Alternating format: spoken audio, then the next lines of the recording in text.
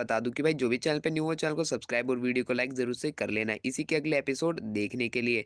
तो भाई हम जैसे कि आपको लोगों को पता है एलेक्स जो होता है वो अपनी कल्टीवेशन कर रहा होता है। अब उसकी कल्टीवेशन के आगे का एपिसोड अब हम देखेंगे।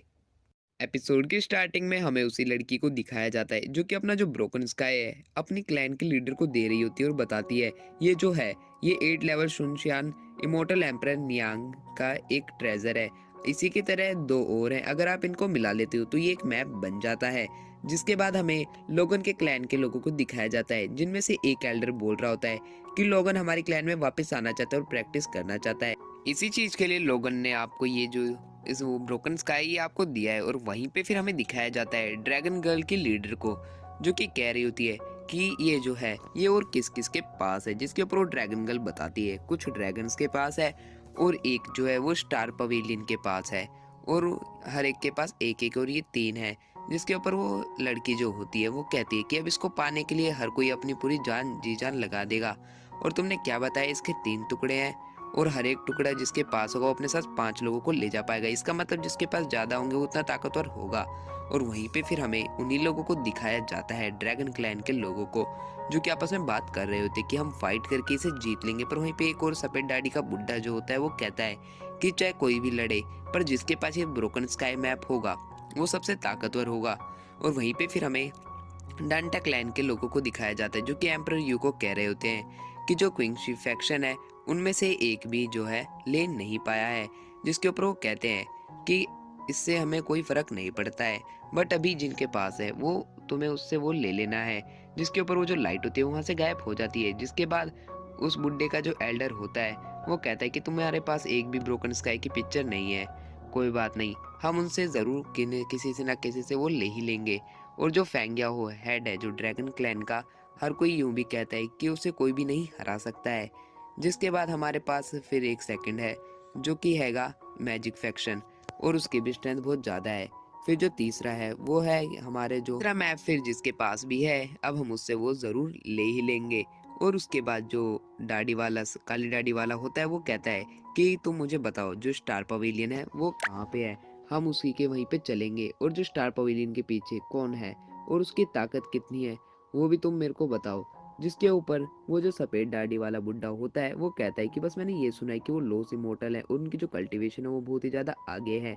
और वो कहते हैं कि उसकी जो एबिलिटी है वो है जूली सील के जो तलिस्मान है उसको भी वो बना सकते हैं। जिसके ऊपर वो जो आदमी होता है वो कहता है कि फिर ज़रूर वो 8 रॉबरी ट्रिब्यूलेशन पे ज़रूर ना होगा ही होगा। और अब जो मेरी क्लैन है वो उसे देख ही लेगी और मैं अपनी फैमिली के कई सारे लोगों को भी भेज दूंगा उससे निपटने के लिए। और वो कहता है कि अब तुम मेरे को फॉलो करो, स्टार पवेलियन के लिए अब हम निकल रहे हैं। जिसके बाद हम उन दोनों बुड्ढों को देखते हैं वो स्टार पवेलियन के लिए निकल चुके होते हैं।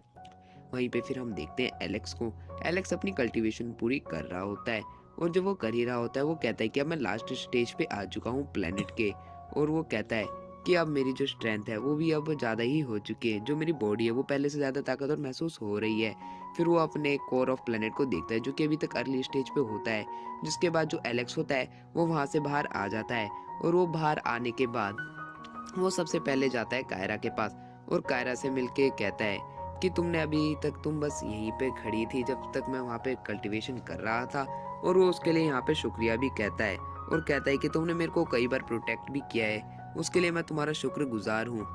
जिसके बाद जो कायरा होती है वो बताती है कि जो तुम्हारे दोनों भाई है वो अंकल लैन के साथ यहाँ से जा चुके हैं ट्रेनिंग और प्रैक्टिस के लिए। जिसके ऊपर जो एलेक्स होता है वो कहता है कोई बात नहीं, अब मैं अपने इस कॉन्टिनेंट में आया हूँ तो मेरे को शायद ही थोड़ा घूमने भी जाना चाहिए। और वो उससे भी पूछता है कि तुम मेरे साथ चलोगी। जिसके ऊपर जो कायरा होती है वो उसे हाँ कर देती है। जिसके बाद हमें उन दोनों को ही दिखाया जाता है एक विलेज में। विलेज में आने के बाद जो कायरा होती है वो एलेक्स को कहती है कि अब तुम बस मेरे पीछे पीछे चलो, मैं तुम्हें एक जगह लेके चलती हूँ। जिसके बाद वो एक कैंडी वाले के पास पहुंच जाते हैं। फिर जो कायरा होती है एलेक्स को कहती है मुझे कैंडी चाहिए। जिस पे एलेक्स उस कैंडी वाले को रोकते हैं और कहते हैं ये जो तुम्हारी कैंडी है ये कितने की है। पर जो कैंडी वाला होता है वो पहचान जाता है कि ये हमारे थर्ड प्रिंस है और उसके सामने झुक जाता है। जिसके बाद एलेक्स कहता है कि तुम सारे लोग मेरे को कैसे पहचान लिए कि मैं थर्ड प्रिंस हूँ। जिसके ऊपर वो आदमी कहता है कि हमारे जो थर्ड प्रिंस है ये हर जगह ही फेमस हैं। जिसके ऊपर जो कायरा होती है वो भी हंसती है। जिसके बाद जो एलेक्स होता है वो उसे खड़ा होने के लिए कहता है, बट वो जो आदमी होता है वो कहता है कि हम थर्ड प्रिंस के सामने खड़े नहीं हो सकते।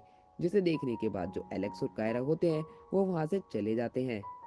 उनके जाने के बाद जो वहाँ के लोग होते हैं वो खड़े होते हैं और कहते हैं कि थर्ड प्रिंस कहाँ गए, अभी तो वो शायद यहीं पे थे, अब वो इतनी जल्दी कहाँ चले गए। पर हमें दिखाया जाता है एलेक्स और कायरा को, जो कि अभी हवा में उड़ रहे होते हैं और वो कहीं जाने की बात कर रहे होते हैं। और वो अब एक दूसरे के साथ एक बहुत अच्छा टाइम भी स्पेंड करते हैं। और हमें दिखाया जाता है कायरा जो होती है एलेक्स के लिए गाना भी गाती है जो एलेक्स को पसंद आता है, फिर वहाँ से चले जाते हैं।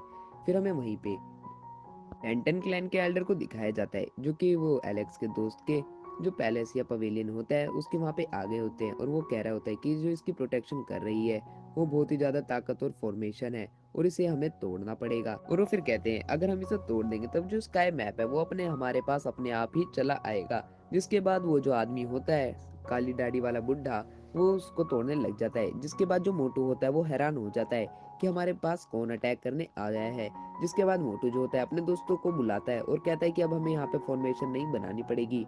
पर हमें वहीं पे दिखाया जाता है कि वो काली दाढ़ी वाला बुड्ढा होता है वो चिल्लाते हुए कहता है कि जो स्काई सैटरिंग मैप है वो मेरे को दे दो। जिसके ऊपर जो सफेद दाढ़ी वाला बुड्ढा होता है वो कहता है मैं भी आपकी मदद करता हूँ इसे तोड़ने में। फिर वो दोनों मिलकर उसे तोड़ने लग जाते हैं।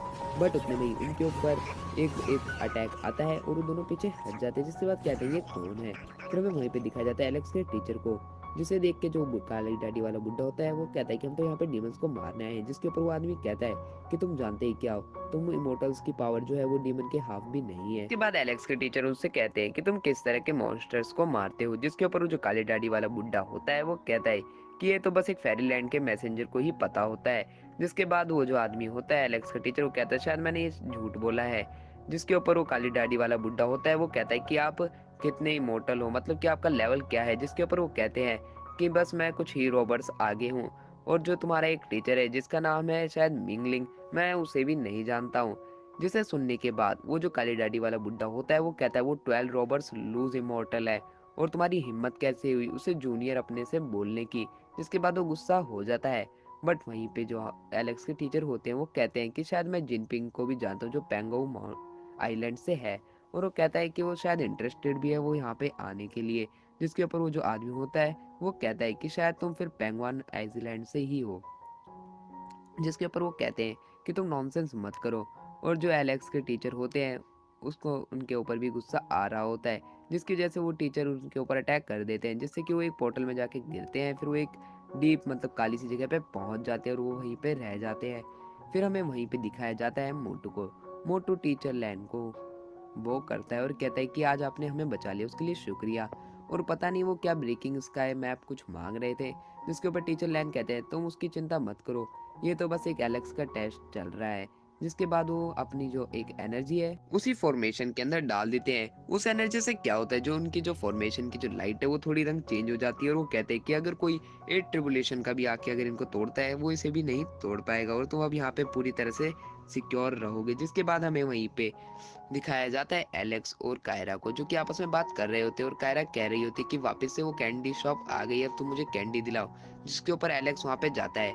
बट वहीं पे हमें दिखाया जाता है एक और बच्चे को, जो कि पैसे गिन रहा होता है कैंडीज के लिए। पर उस बच्चे के पास कैंडीज के लिए बहुत कम पैसे होते हैं। जिसे देखने के बाद जो एलेक्स होता है वो दुकान वाले के पास जाता है, उसे पैसे देता है और दो कैंडीज ले लेता है। उनमें से एक कैंडी जो होता है वो उसी बच्चे को दे देता है। जिसके बाद वो बच्चा खुश होते हुए वहां से चला जाता है और दूसरी जो कैंडी होता है वो वहाँ पे कायरा को दे देता है। जिसे देखने के बाद कायरा जब उसे खाती है तब वो कहती है ये थोड़ी खट्टी है। फिर उन दोनों के बीच में आपस में ऐसे ही बात थोड़ी बहुत होती है।